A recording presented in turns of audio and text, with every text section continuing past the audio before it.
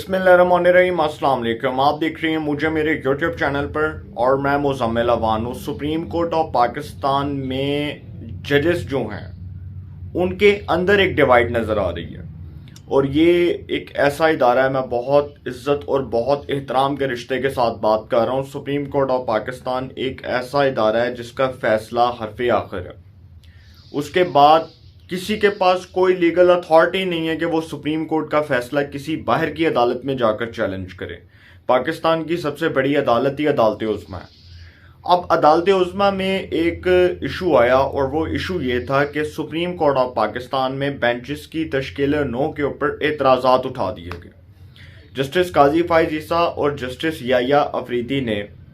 Benches की तश्कील नौ पर उस वक्त एतराज़ात उठाए जब उनके नामों को आगे पीछे किया गया।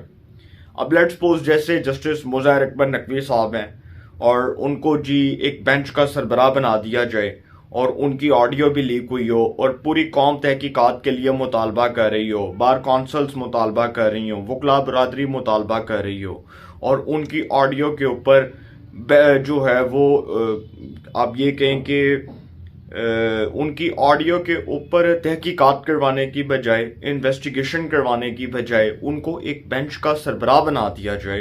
तो सर फिर निज़ाम अदल पर, निज़ाम इंसाफ के ऊपर सवालात तो उठेंगे। जस्टिस एजाजुल हसन मेरे लिए बहुत काबिल एहतराम है और उनके ऊपर बहुत से एतराज़ात आए कि वो किस तरह से नून लीग के खिलाफ फैसले देते रहे। उनके ऊपर ये इल्ज़ाम है कि जी उन्होंने तासुब से भरे फैसले दिए, बार बार वो उन बेंचेस का हिस्सा रहे जिन बेंचेस के अंदर नून लीग के खिलाफ फैसले आया करते थे और नून लीग की सीनियर टॉप लीडरशिप को किस तरह दीवार से लगाया गया। फिर पैनामा के ऊपर जो GIT बनी थी, जॉइंट इन्वेस्टिगेशन टीम बनी थी, उसके ऊपर उनको मॉनिटरिंग जज मुकर्रर कर दिया गया, तो उसके ऊपर भी एतराज़ात आए। फिर उसके बाद दोबारा वो जिस तरह से सुप्रीम कोर्ट में आर्टिकल 63A का केस, उसके ऊपर उन्होंने फैसला हुकूमत के खिलाफ दिया, नवाज शरीफ साहब के खिलाफ फैसले, फिर नून लीग की सीनियर टॉप लीडरशिप के खिलाफ फैसले। तो सर अब आवाज़ें अदलिया के अंदर से उठ रही हैं और जस्टिस काजी फाइज ईसा और जस्टिस याया अफरीदी ने एक ऐसे वक्त में आवाज़ उठाई जब उन्होंने देखा कि रजिस्ट्रार सुप्रीम कोर्ट बेंचेस की तश्कील नौ के हवाले से डंडी मार रहा है, तो उन्होंने इतराज़ात उठा दिए और उन्होंने कहा कि लगता है रजिस्ट्रार जो है वो एक जज से भी ज़्यादा ताकतवर है। जस्टिस काजी फाइज ईसा ने ये रिमार्क्स दिए। उन्होंने कहा कि हम लोग जो है मुल्क आगे बढ़ा और हम लोग अभी तक वहीं के वहीं बैठे हुए हैं। हमें अदलिया के अंदर ये तमाम जितनी भी चीज़ें हैं उसको रिव्यू करने की ज़रूरत है। और देखें ना सर, सुप्रीम कोर्ट का एक ऐसा जज जो मुस्तकबिल का चीफ जस्टिस बनने जा रहा है, जिसके ऊपर पूरी कौम को, पूरी अदलिया को, पूरी बार्स को, पूरी वकला बरादरी को एतमाद है, उस शख्स के साथ अगर इस तरह का सलूक रखा जाएगा, पहले इमरान खान साहब की हुकूमत जिसने ये तमाम लानतें वसूल की, और उनको क्रेडिट देता हूँ इमरान खान साहब की हुकूमत को कि जिन्होंने जस्टिस काजी फाइज ईसा साहब के खिलाफ एक झूठा और बददियानती के ऊपर मबनी रेफरेंस दायर किया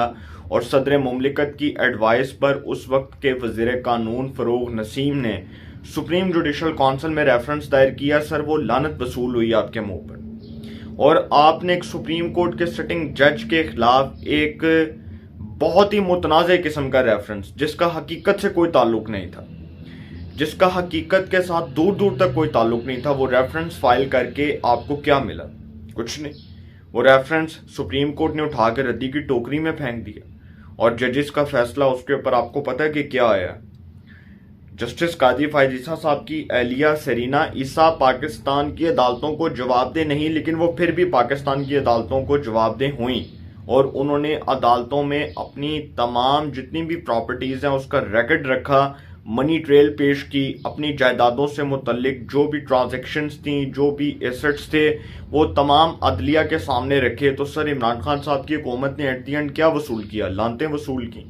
इमरान खान साहब जो इस पाकिस्तान के सिस्टम के ऊपर बहुत बड़ा बोझ बनकर आए और जिनको हाथ पकड़ कर चलना सिखाया गया, वज़ारत उज़्मा की कुर्सी पर बिठाया गया, वज़ारत उज़्मा के मनसब पर फायज किया गया और उसके बाद जिस तरह से उन्होंने पाकिस्तान के इदारों की बेतौकीरी की, इस्टेब्लिशमेंट को गालियां दी, अदलिया को गालियां दी, इदारों को कंट्रोवर्शियल बनाने की कोशिश की, इदारों को लड़वाने की कोशिश की, तो सर अगर कोई ये समझता है कि इमरान खान साहब को वो कहते हैं ना, मैं बड़े इज्जत और बड़े एहतराम के रिश्ते के साथ, कि वो फिर वहीं आ जाती है कि एक अली अफजल साई पूरे पाकिस्तान के अदालती निज़ाम के ऊपर ताकतवर है। ये बात मुझे समझ नहीं आती, ये बात पाकिस्तान के किसी शख्स को समझ नहीं आती, लेकिन सर ये बात आपको समझ आ जाएगी, इशारतन समझ आएगी कि जब फैसले वहाँ से आएंगे जहाँ से कोई एक्सपेक्ट नहीं कर रहा, तो फिर इमरान खान साहब की फ़ैन फॉलोइंग, इमरान खान साहब की फेवरिज्म, इमरान खान साहब के जो है वो डाई हार्ड वर्कर्स फिर ये नारे लगाते सुनाई देंगे कि खान आ रहा जे 2/3 अक्सरियत लैके इन्हों रंडा ऐसा रंडा फेर देगा इमरान खान गया, सारी जिंदगी याद रखेंगे। तो सर कोई इतना बेवकूफ़ तो है नहीं कि खान साहब को 2/3 अक्सरियत से लाए। और दूसरी ये बात कि एक ऐसा शख्स जो ट्रस्टी भी नहीं है, जिसके ऊपर अब अदलिया समेत पता नहीं पाकिस्तान के किसी इदारे को शायद एतबार ना रहा हो, और जिस तरह से इमरान खान साहब को लॉन्च किया गया, वो तमाम किरदार फिर जो लेकर आए, उन्होंने जितनी इन्वेस्टमेंट की, उन्होंने जितनी मेहनत की, आज इमरान खान साहब ने उस मेहनत का सिला ये दिया कि जो खोता है ना वो खूह में डाल दिया। इमरान खान साहब ने उसका सिला ये दिया कि हम तो डूबे हैं सनम, तुमको भी ले डूबेंगे। तो इमरान खान साहब की जो पॉलिटिक्स है, वो जिन लोगों के दरमियान गर्दिश कर रही थी, वो लोग भी आपको पता है कौन है, वो लोगों की बाकियात भी आपको पता है कौन है। तो सर ये जो पाकिस्तान में बेंचेस की तश्कीलें नो है, इसके ऊपर बड़े संगीन सवालात उठ रहे हैं। और एक ऐसे वक्त में जब जस्टिस काजी फाइज ईसा को एक ऐसे मामले के अंदर जो है वो साइडलाइन कर दिया गया कि सुप्रीम कोर्ट में जी एक इंतखाबात से मुतल्लिक असखुद नोटिस केस की समाअत होती है, 9 रुकनी बेंच बनता है। उस 9 रुकनी बेंच को जस्टिस उमर अता बंदियाल लीड करते हैं, chief justice of Pakistan honourable मोअज़्ज़ज़ chief justice of Pakistan lead करते हैं। फिर उस 9 रुकनी बेंच में वो 2 जजेस आ जाते हैं जिनके खिलाफ एतराज़ात आ जाते हैं, जिनके ऊपर इल्ज़ामात हैं कि जी वो बार बार ये फैसले दे चुके हैं। और जस्टिस मुज़ाहिर अकबर नकवी साहब के ऊपर तो बड़े संगीन एलिगेशंस हैं। और मैं सुन रहा था शाहज़ेब खानज़ादा साहब के प्रोग्राम में कि वो जो पाकिस्तान बार काउंसिल के वाइस चेयरमैन हैं पाशा साहब, मैं उनका नाम पूरा भूल गया हूँ, उन्होंने कहा है कि हमने जो टाइम फ्रेम दिया है उसके मुताबिक जस्टिस मुज़ाहिर अकबर नकवी साहब अभी तक कोई तसल्ली बख्श जवाब नहीं दे सके। अगर वो ना दे सके तो इसका मतलब वो फारग, उनके खिलाफ रेफरेंस जाएंगे सुप्रीम जुडिशल काउंसिल में, जो कि ऑलरेडी मियाँ दाऊद जो एडवोकेट हैं उन्होंने रेफरेंस फाइल कर दिया है। दूसरी बात कि जस्टिस एजाजुल हसन के ऊपर इल्ज़ामात। अब ये सवाल बनता है कि ये जो 9 रुकनी बेंच है, बड़े इज्जत और बड़े एहतराम के रिश्ते के साथ अदलिया से बहुत रिस्पेक्ट से पूछते हुए कि जब 2 जजों के ऊपर सर एतराज़ात आ गए, 2 जजेस ने खुद को बेंच से अलहदा तो कर दिया, लेकिन उसके बावजूद इस बेंच में उनको शामिल करना, जब उससे पहले बेंच की तश्कील 9 से पहले एतराज़ात आ गए थे, तो फिर बेंच में शामिल करने का क्या मकसद था। दूसरी बात यह कि जस्टिस याहिया अफरीदी और जस्टिस अतर मिनिल्ला, जिन्होंने इस 9 रुकनी बेंच में अपना इख्तिलाफी नोट रखा, अपने एतराज़ात रखे, बेंच टूटता है, 5 रुकनी बेंच बन जाता है। 5 रुकनी bench justice Umar Ata Bandial, justice Jamal Khan Mandokhail, justice Mansoor Ali Shah, justice Mohammad Ali Mazhar और जस्टिस मुनीब अख्तर। अब ये जो 5 रुकनी बेंच है ये तो बन गया, लेकिन जस्टिस अतर मिनिल्ला और जस्टिस याहिया अफरीदी जो हैं उनको बेंच से अलहदा कर दिया गया जब ये 9 रुकनी बेंच टूटा। और उसके बाद उनके एतराज़ात, और जस्टिस जमाल खान मंदोखेल तो यहाँ तक कह चुके कि जो मुज़ाहिर अकबर नकवी साहब हैं उनके ऊपर बड़े संगीन एलिगेशंस हैं उनकी ऑडियो से मुतल्लिक, उसकी तहकीकात होनी है। और उसकी तहकीकात एक ऐसे वक्त में होनी है जब वो एक सियासी लीडर चौधरी परवेज़ लाई से गुफ्तगू कर रहे हैं और वो फरमा रहे हैं कि मोहम्मद खान भट्टी जो बदनामे ज़माना करप्ट इंसान है, जिसने पंजाब में सरकारी इदारों के अंदर लूट मार की, जिसने पंजाब को बेदर्दी से लूटा, जिसने करप्शन के तमाम रिकॉर्ड तोड़े, जिसने करप्शन की बाकियात को जन्म दिया, उस मोहम्मद खान भट्टी के बारे में बात हो रही है कि वो जो है ना वो एक जज साहब के घर में पनाह गज़ीर है। अब सर ये जो इल्ज़ामात हैं इसकी इंक्वायरी मेरी जुडिशरी ने करवानी है, अदलिया ने करवानी है, ऑनरेबल कोर्ट ने करवानी है। लेकिन यहाँ पर मज़ीद जो है ना प्रॉब्लम्स ये खड़े हो रहे हैं कि सर ये आवाज़ें आना शुरू हो चुकी हैं अदलिया के अंदर से, बेंचेस की तश्कील 9 के ऊपर जो एतराज़ात आ रहे हैं, जो बेंचेस की तश्कील 9 के ऊपर उंगलियां उठ रही हैं, ये जस्टिस फाइज ईसा और जस्टिस याया फरीदी ने उठाई, कल कोई और उठा देगा। अभी तो 2 जज बोले हैं, जमाल खान मंदोखेल बोले हैं, उन्होंने जो अतर मिनिल्ला साहब हैं उन्होंने कहा कि जो चीफ जस्टिस साहब हैं उनके रिमार्क्स के ऊपर उन्होंने बोला, फिर उनके ऑर्डर को कहा कि जी वो जो है वो मुताबिकत नहीं रखता, और इसी तरह जस्टिस मंसूर अली शाह सब बोलेंगे। इसका मतलब कि एतराज़ात तो फिर आएंगे। और सुप्रीम कोर्ट के अंदर जो डिवाइड है ये आपको आज से नहीं नज़र आ रही, ये तब से नज़र आ रही है जब से जजेस की अपॉइंटमेंट का रोला पड़ा, जजेस की तैनाती का रोला पड़ा। और वो आप सबको शायद याद है, ये जो तैनातियों वाला जो रोला था ना, ये जस्टिस मियां साकिब निसार साहब के दौर में शुरू हुआ था, बल्कि इसको आप ये कहें कि इफ्तिखार चौधरी के दौर में शुरू हुआ था। और जस्टिस इफ्तिखार मोहम्मद चौधरी साहब जो उस वक्त चीफ जस्टिस ऑफ पाकिस्तान थे, उन्होंने जिस तरह से अदलिया में ये जूनियर जजेस को अपॉइंट करने की बुनियाद रखी थी, इसके ऊपर फिर बड़े वावेले हुए थे, बड़ी उंगलियां उठी थी, बड़े शदीद तर एतराज़ात उठाए गए थे, और फिर इल्ज़ामात लगे थे कि किस तरह से जो है वो जजेस को,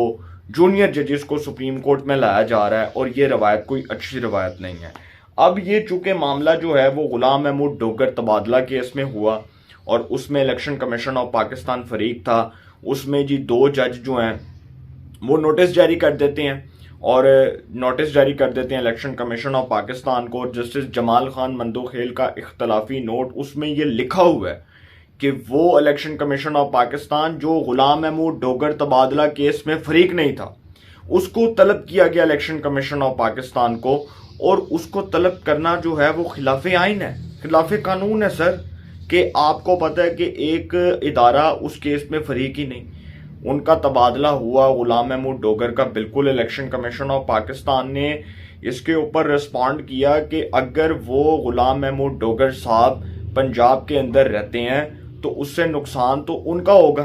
कि भाई जब इलेक्शन होनी है तो उससे बराह रास्त नुकसान इलेक्शन कमीशन ऑफ पाकिस्तान कहता है कि पंजाब के ऊपर उनका बड़ा गहरा असर पड़ेगा, कि वो कितने पोलिटिसाइज हो गए हुए हैं। परवेज इलाही साहब के साथ उनके तल्लुकात हैं, परवेज इलाही साहब उनको किस तरह से इस्तेमाल करते रहे, उसके बाद उनके ऊपर इल्ज़ामात हैं कि वो किस तरह से जो है वो करप्ट प्रैक्टिसेस के मुर्तकिब हैं, उनके ऊपर शदीद तर इल्ज़ामात हैं, संगीन एलिगेशंस हैं कि उन्होंने बेवा की प्लॉट पर कब्जा किया, उसके बाद उनकी जायदादों से मुतल्लिक जो है वो किस तरह से उन्होंने असासे बनाए, किस तरह से उन्होंने प्रॉपर्टीज़ बनाई। तो सर गुलाम महमूद डोगर तबादला केस में इलेक्शन कमीशन ऑफ पाकिस्तान चूंकि फरीक नहीं था, लेकिन उसके बावजूद इलेक्शन कमीशन ऑफ पाकिस्तान ने उनके तबादले के लिए काम किया, और उनको बुलाना खिलाफ आइन और खिलाफ कानून इसलिए है कि वो 2 जजेस जिनके ऊपर खुद पीडीएम एतराज़ात उठा चुकी है, पाकिस्तान बार काउंसिल एतराज़ात उठा चुकी है, कि वो दोनों जजेस जो हैं वो फैसले दे चुके हैं, ऑलरेडी इससे पहले आ चुके हैं।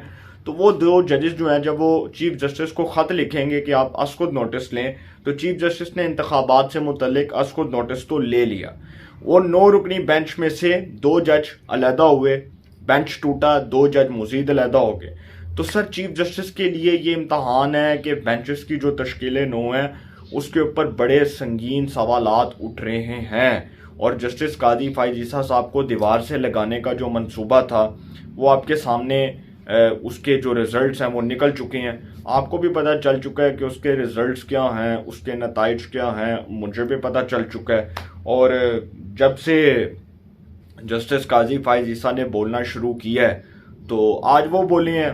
याया फरीदी बोले हैं, कल मंसूर अली शाह बोलेंगे, अतर मिनिल्ला बोलेंगे, जमाल खान मंदोखेल बोलेंगे, जस्टिस हसन अजहर रिजवी बोलेंगे, जस्टिस शाहिद वहीद बोलेंगे, कोई ना कोई तो बोलेगा ना सर। तो फिर जब बेंचेस इस तरह से बनेंगे कि रजिस्ट्रार को कहा जाएगा कि जी वो एक सुप्रीम कोर्ट के जज से भी ज़्यादा ताकतवर है, तो सर फिर उंगलियां तो उठेंगी, निज़ाम अदल फिर जाएगा खुडे लाइन। मतलब यही होया ना कि निज़ाम अदल के ऊपर तो फिर एक आम आदमी उंगलियां उठाएगा और कहेगा कि ये जो निज़ाम अदल है इसमें इंसाफ होता नज़र नहीं आ रहा। और जब इमरान खान जैसे लोग जिनको पाकिस्तान के इदारों पर हावी करने की कोशिश की जाएगी कि जी इंतखाबात करवा दिए जाएं, ये सर आखिरी बात आपको बताता चलूं कि पाकिस्तान की इस्टेब्लिशमेंट को इमरान खान नाकाबिले कबूल है, पाकिस्तान की मिलिट्री इस्टेब्लिशमेंट को इमरान खान नाकाबिले कबूल हैं। मैं आपको फिर बता दूं कि इमरान खान साहब जो हैं, ये खबर मैं देना नहीं चाहता था लेकिन मैं दे दूं, इमरान खान साहब के ऊपर क्रॉस है, इसलिए क्योंकि वो ट्रस्टी नहीं है। इस्टेब्लिशमेंट ये समझती है, ये सोच है इस्टेब्लिशमेंट की, ये थिंकिंग है उनकी, जो उनकी ऑब्जर्वेशन है वो मैं आपके सामने रख रहा हूँ कि इमरान खान एक ऐसे वक्त में इस्टेब्लिशमेंट को नाकाबिले कबूल हैं जब वो अपने ही बंदों के लिए ख़तरनाक साबित हुए। जो उनको लेकर आए उन्हीं को गालियाँ दिलवाईं, जो उनको लेकर आए उन्हीं को जो है वो गलीज और गंदी ज़ुबान से, गंदे इल्काबात से नवाजा। वही लोग जो लेकर आए इमरान खान साहब एहसान फरामोश निकले। तो सर ये रिजल्ट्स आपके सामने, बेंचेस की तश्कील 9 के ऊपर एतराज़ात उठ रहे हैं, देखते हैं क्या होता है। लेकिन धमाका होना है, सुप्रीम कोर्ट के अंदर से हो या बाहर से हो, होना ज़रूर है। जो हालात चल रहे हैं, जिस तरफ पाकिस्तान के सियासी हालात चल रहे हैं, जस्टिस मुनीर, जस्टिस मियाँ साकब निसार, जस्टिस सज्जाद अली शाह, जस्टिस गुलजार, इनकी बाकियात तो आपके सामने है। बाकी रही सही कसर कोई अगर निकालना चाहता है तो वो निकाल दे। और अगर कोई इमरान खान की मोहब्बत में गिरफ्तार है तो सर मैंने बताया था ना कि वो अली अफजल साई बहुत है। तो अली अफजल साई जो है,